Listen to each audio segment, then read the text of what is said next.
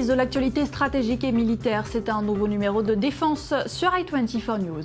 Au programme cette semaine, on tente de percer le mystère d'une disparition qui intrigue la planète, celle du Boeing 777 de la Malaysian Airlines.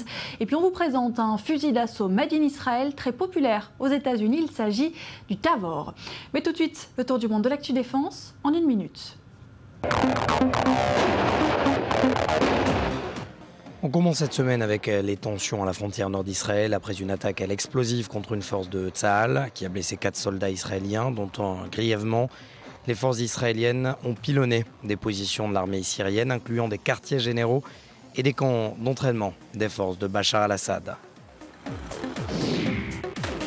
Et puis à Kiev, l'armée ukrainienne a organisé un large exercice militaire 24 heures après que le président russe Vladimir Poutine a signé un décret reconnaissant l'indépendance de la Crimée.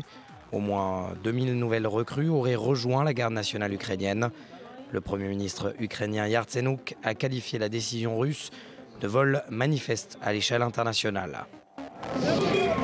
Enfin, au Pakistan, 2 attentats contre les forces de sécurité ont causé la mort de 19 personnes. Selon les autorités pakistanaises, l'objectif de l'attaque est d'empêcher la poursuite des discussions entre le gouvernement et les talibans. Le Pakistan est en proie à plus de 7 ans de violences djihadistes qui ont coûté la vie à plusieurs milliers de personnes. Voilà bientôt 2 semaines que le Boeing 777 de la Malaysian Airlines a disparu des écrans radars et le mystère reste entier.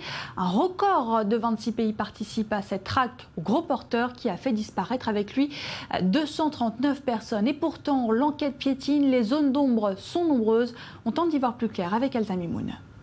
Nouvelle piste, nouvel espoir dans la disparition du vol de la Malaysia Airlines. L'Australie, qui avait récemment pris part aux recherches, a annoncé avoir détecté via ses satellites 2 objets flottants dans l'océan Indien, dont un qui mesurerait 24 mètres de long. Je peux informer le Parlement que la Royal Australian Air Force a été utilisée pour tenter de localiser les objets. 3 autres avions suivront ces appareils. Ils sont chargés de poursuivre de manière intensive ces recherches. J'ai parlé à mon homologue malaisien, le Premier ministre Najib Razak, et je l'ai informé de ces développements. Côté malaisien, on a tenu une conférence de presse en urgence jeudi matin. Chaque piste est un espoir et nous avons été très cohérents. Nous voulons vérifier, nous voulons confirmer. Nous sommes en train de vérifier et corroborer les informations.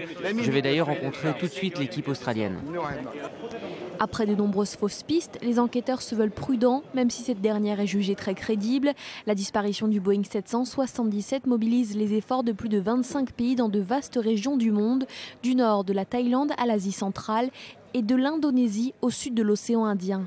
Objectif, mettre fin au mystère qui plane depuis 12 jours sur l'issue de ce vol MH370 et établir la cause de sa disparition, l'accident ou la thèse terroriste.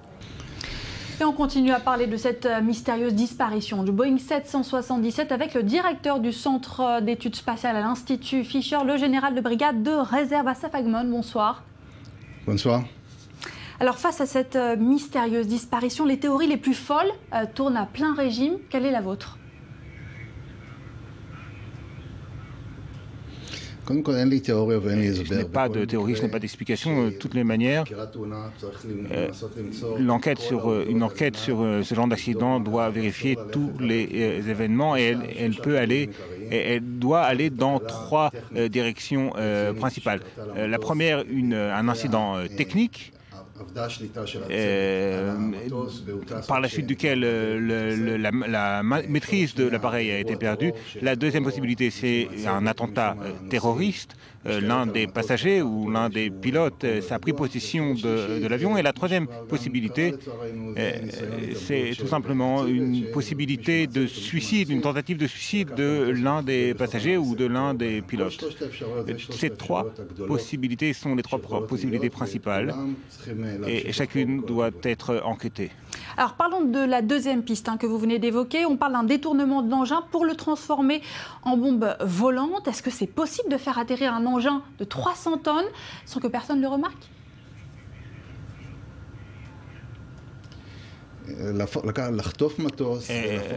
Prendre un avion, le détourner en avion, c'est une possibilité.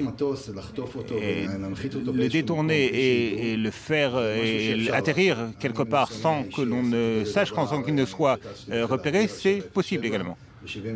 En 1977, lorsque Moshe Dayan est allé au Maroc incognito, nous avons atterri au Maroc sans être repérés parce que c'était un vol secret. Mais lorsque c'est un État qui le fait, comme c'était le cas, et il le fait avec plusieurs possibilités logistiques et avec une piste d'atterrissage qui convient, une organisation terroriste, une petite organisation terroriste ne peut pas le faire, ne dispose pas de toutes ces possibilités. Donc c'est possible, mais cela nécessite un soutien logistique absolument considérable. Alors vous parlez des pays derrière ces avions, justement, ces autorités malaisiennes qui répètent en boucle toujours les mêmes informations. Certains pays les accusent d'en retenir des informations cruciales. Pourquoi ce manque de transparence? Est-ce que c'est une stratégie? À partir du moment où il y a une possibilité que tout ce qui s'est passé à l'avion est dû à un attentat terroriste, on ne peut pas dévoiler toutes les informations. Et tout le monde critique le gouvernement malaisien, mais on doit comprendre que s'il s'agit d'une opération terroriste, on ne peut pas dévoiler tout. On ne peut pas tout dire de ce qui s'est passé, parce que ça pourrait risquer de mettre des vies en danger. Par conséquent, de cette manière, on ne peut pas tout dévoiler en public. Merci beaucoup Asaf Agmon pour cette interview. C'est l'une des zones maritimes les plus périlleuses au monde, le redoutable passage de Drake, une route qu'emprunte un navire de guerre brésilien pour se rendre en Antarctique. Sa mission, c'est d'apporter un soutien logistique aux scientifiques brésiliens sur place. Reportage à bord en compagnie de 80 militaires brésiliens. Dernière vérification des turbines. Le Harry Rongel est sur le départ. Ce navire de guerre brésilien mettra 4 jours depuis Punta Arenas au Chili pour atteindre l'Antarctique. Il vient apporter un soutien logistique aux scientifiques qui étudient le continent blanc. Dès le 2e jour de traversée, les premiers signes du pôle Sud. Nous arrivons dans le secteur très touristique des glaciers. Il y a le glacier Roumanie, le glacier Allemagne, France et Italie. Tenir la barre du navire est une lourde responsabilité, car dès la 2e nuit, il s'engage dans le passage de Drake, l'un des plus périlleux au monde. Ces courants maritimes viennent du Pacifique et rétrécissent pour passer entre le continent antarctique et le continent sud-américain. Cette masse d'eau, cette énergie, conjointement avec des vents forts, crée de grosses vagues. Une trentaine de nations ont des bases scientifiques en Antarctique, un continent riche en ressources naturelles où les activités militaires sont interdites. Les coups de projecteur à présent sur un fusil d'assaut made in Israël. Il s'agit du Tavor. Le modèle s'exporte dans de nombreux pays, au premier rang desquels les États-Unis. Mais pourquoi est-il si populaire? Élément de réponse avec Mathias Inbar et Liran Musli. Le Tavor est un pur produit de l'industrie de l'armement israélien. Il a été choisi en 2009, fusil d'assaut standard de l'armée de terre. Ce fusil est petit, il est facile d'utilisation. Son centre de gravité est bas, donc il peut être facilement utilisé avec une main. C'est un fusil d'assaut très utilisé. Le poids de l'arme est sur l'arrière du fusil. Vous pouvez aisément contrôler l'arme avec une seule main. C'est un design très moderne, très précis, facile d'utilisation. C'est pour cela que le Tavor est vite devenu l'arme choisie par l'infanterie israélienne. Ce type de fusil a la particularité d'avoir un barillet placé à l'arrière de l'arme. À la différence des autres fusils, il y a plusieurs parties qui composent l'arme. Ici, tout est parfaitement compact. Lorsque l'industrie de l'armement israélien a décidé d'exporter le Tavor aux États-Unis, beaucoup ont été surpris par son succès immédiat. Cela a été plus vite que prévu. Je veux parler de son programme de développement. Pas moins de 15 000 Tavor ont été vendus en 9 mois seulement aux États-Unis, le plus grand marché au monde. Le marché civil américain est plus grand que toute l'industrie militaire au monde. Les prévisions parlent de 12 millions de ventes de fusils en 2015 aux États-Unis. Des données que tentent justement d'expliquer les spécialistes. Je le répète, ce fusil est très précis, très résistant. Il est en plus ergonomique. Les gens l'aiment tout simplement. Le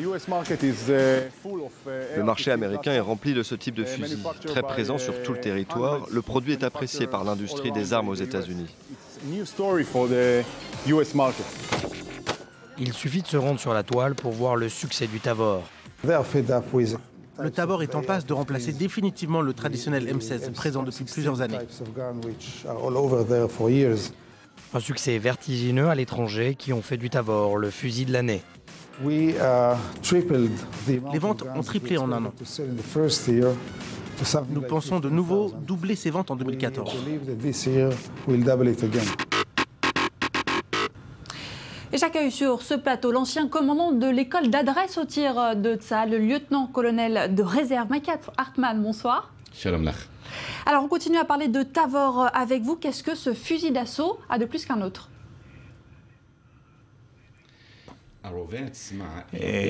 Ce fusil est beaucoup plus court des autres fusils utilisés. Il s'est amélioré. On l'a fait. Il est plus court, mais il n'est pas moins précis que les autres armes en usage. Alors ce genre d'avantage, ça te permet de se distinguer dans quel type de combat, dans quel type d'environnement ?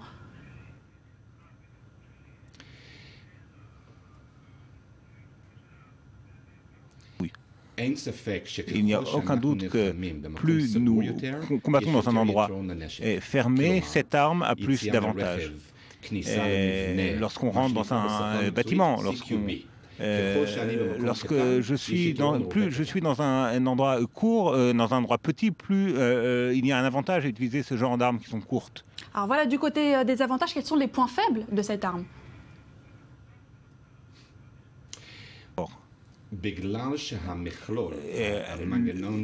Tout le mécanisme de l'arme se situe à l'arrière de l'arme. Il est donc à côté, à proximité du visage. Et donc, par exemple, l'huile qui se trouve dans l'arme est à proximité du visage. Et du fait que c'est une arme courte, il y a un danger que l'autre main se rapproche du canon et dérange le tir. Vous l'avez déjà vécu, vous, sur le terrain, ce genre de difficulté ? Moi, j'étais responsable de l'intégration de cette arme dans l'armée, donc j'étais le premier soldat à l'utiliser. Et j'ai utilisé l'arme dans toutes les situations possibles, donc je connais cette arme comme je connais ma femme, plus ou moins. J'espère que vous la connaissez bien, en tout cas. Dans l'armée israélienne, certaines brigades du corps d'infanterie continuent d'utiliser le M4. Pourquoi ? Dans notre armée, 60% sont avec le Tavor et 40% sont avec le M16 ou avec le M16 ou le M4. C'est lié à une question de logistique, pas une question professionnelle. Chez nous, nous servons 3 ans et ensuite, pendant une quarantaine d'années, nous servons dans les réserves. Lorsque le soldat qui continue à servir en réserve doit être habitué à son arme. Mais en fin de compte, toute l'armée doit, sur le long terme, servir et combattre avec le Tavor. Et ça s'exporte également aux États-Unis. Il y a une explosion des ventes, on l'a vu dans ce reportage. Comment vous l'expliquez ?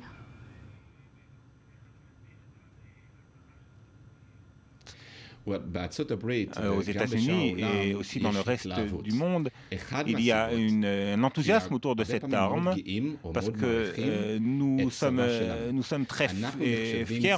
Souvent, l'armée israélienne a une bonne image dans les armées à l'étranger. Il y a beaucoup de respect pour notre armée. Et si notre armée utilise le tabor, alors c'est forcément que c'est une bonne arme. Et c'est la raison pour laquelle il est vendu à travers le monde. Merci beaucoup, Mikey Hartmann, pour cette interview. Et c'est la fin de cette émission. Merci à vous de l'avoir suivi. Prochaine immersion au cœur de la planète défense, c'est la semaine prochaine sur i24 News. En attendant, l'information continue. N'hésitez pas à consulter notre site www.i24news.tv pour plus d'informations et à rejoindre également nos réseaux sociaux Facebook et Twitter. Vous trouverez les liens de rediffusion de cette émission. Restez avec nous sur i24 News.